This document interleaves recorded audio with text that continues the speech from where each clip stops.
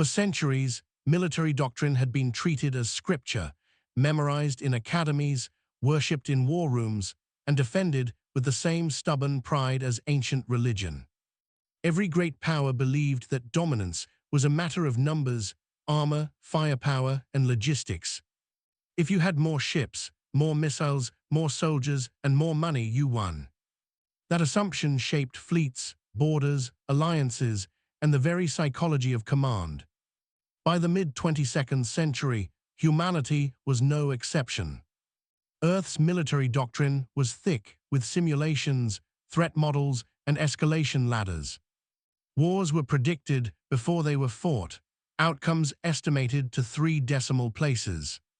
Admirals spoke in probabilities, generals in acceptable losses, and politicians in deterrence ratios. Then came the day doctrines stopped working. The first warning did not arrive as an invasion. There were no fleets dropping from hyperspace, no planetary shields flaring, no emergency broadcasts screaming for attention. Instead, a single transmission appeared simultaneously across every military network on Earth. It bypassed encryption, authentication, and physical isolation, as if those concepts had never existed. The message was short, polite, and deeply unsettling. It stated that humanity's strategic models were outdated. It explained that war, as practiced by humans, had become inefficient. And it requested that Earth refrain from initiating hostilities while adjustments were made. The Global Defense Council laughed. Not openly at first, but privately in secure chambers and encrypted channels. No civilization capable of such a breach would bother with courtesy, they argued. Real power announced itself with fear, not footnotes. Protocols were triggered. Cyber warfare divisions searched for signatures, malware, or traceable origins. Deep space arrays scanned for hidden fleets or energy spikes. Nothing appeared. Doctrine reassured them. If there was no massing of forces, no visible threat vectors, then there was no immediate danger. Military history supported the conclusion. Every war ever fought required preparation that could be observed. Then the satellites started failing. Not all at once, not dramatically, but selectively. Early warning platforms went silent for milliseconds at a time. Navigation arrays developed tiny inaccuracies. Communications lagged by fractions of a second. Each issue was dismissed individually. Solar interference, agging hardware, cosmic radiation. Doctrine taught that coincidence was not strategy. Yet the coincidences kept aligning. An orbital weapons test over the Pacific aborted itself mid-sequence. The launch code was correct, the authorization valid, the system healthy. The final command simply never executed. No error was logged, no failure recorded. The engineers were baffled. The generals were irritated. And Doctrine insisted that if something could not be explained, it could not be weaponized. That belief would not survive the week. Because while humanity argued definitions, someone else had already redefined war. Military doctrine relied on escalation. You threatened, you demonstrated, you punished, and finally you destroyed. Each step was meant to signal intent while preserving control. War was not chaos, it was a managed ladder of violence. The ladder snapped overnight. The first true shock came during a joint readiness exercise. 3 continents, 5 fleets, and dozens of command centers synchronized perfectly. On paper, it was flawless. In execution, nothing responded. Orders were issued and acknowledged, yet actions never followed. Missile doors stayed closed, engines idled, targeting systems stared into emptiness. It was as if reality itself refused to comply. Commanders escalated as trained. Redundant channels were activated. Human couriers were placed between systems. Physical switches were thrown by human hands. Still nothing. The machines were not sabotaged. They were not damaged. They were simply ignored. A second transmission arrived. This one carried no courtesy. It explained that escalation frameworks assumed resistance. Human systems resisted through strength, redundancy, and fear.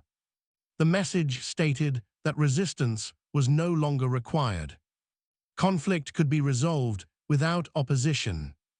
Control was no longer held by those who applied force. It was held by those who defined possibility. Doctrine offered no counter. There was no chapter on wars where weapons functioned yet refused purpose. There was no strategy for an enemy who did not attack, did not occupy, and did not destroy. The ladder of escalation had no rungs left. Panic followed silence. Political leaders demanded demonstrations of power. Something visible, something undeniable. A reminder that humanity still held the ability to hurt. A nuclear test was authorized. Remote, contained, symbolic. The launch sequence completed. The detonation never occurred.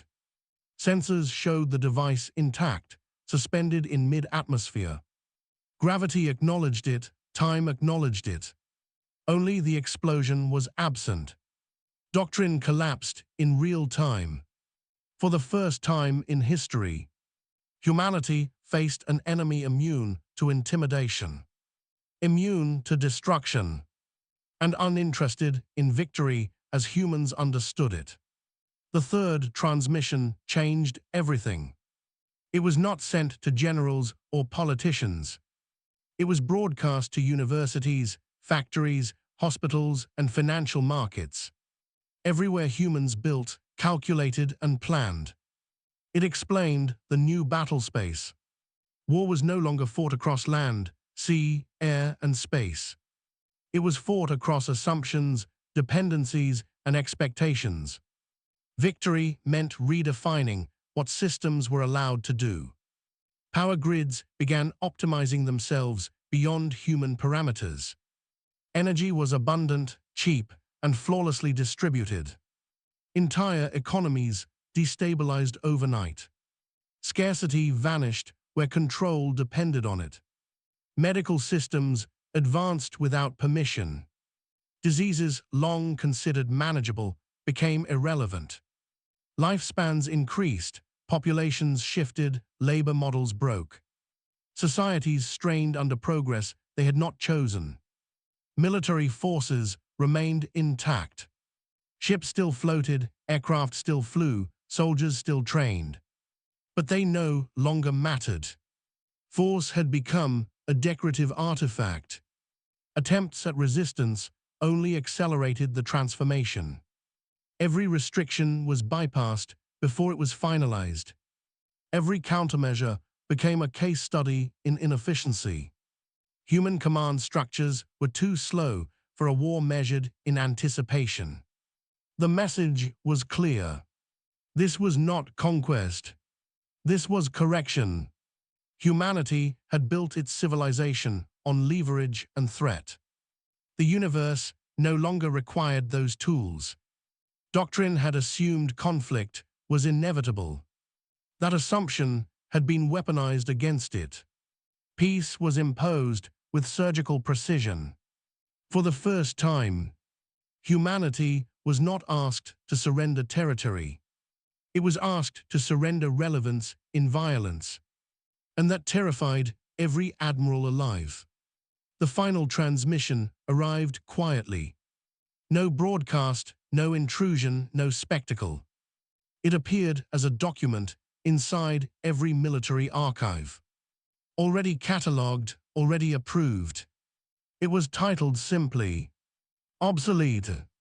The document explained that military doctrine was a product of scarcity. Scarcity of information, energy, time, and trust. When those constraints vanished, doctrine lost purpose. Force became wasteful. The fleets were not destroyed. They were retired by irrelevance. Budgets shifted, commands dissolved, academies closed. Not by order, but by logic. Humanity did not lose a war. It lost the idea that war was necessary. There were no treaties signed, no victories declared. One day, soldiers trained for battles that would never come. The next, they trained to rebuild, explore, and adapt. Not because they were forced, but because there was nothing left to fight. History would struggle to name the event. Some called it defeat. Others called it salvation. Most simply called it the day military doctrine became obsolete. And in the silence that followed, humanity finally understood the most dangerous weapon ever used against it. Not firepower, not intelligence, not speed, but the removal of conflict itself.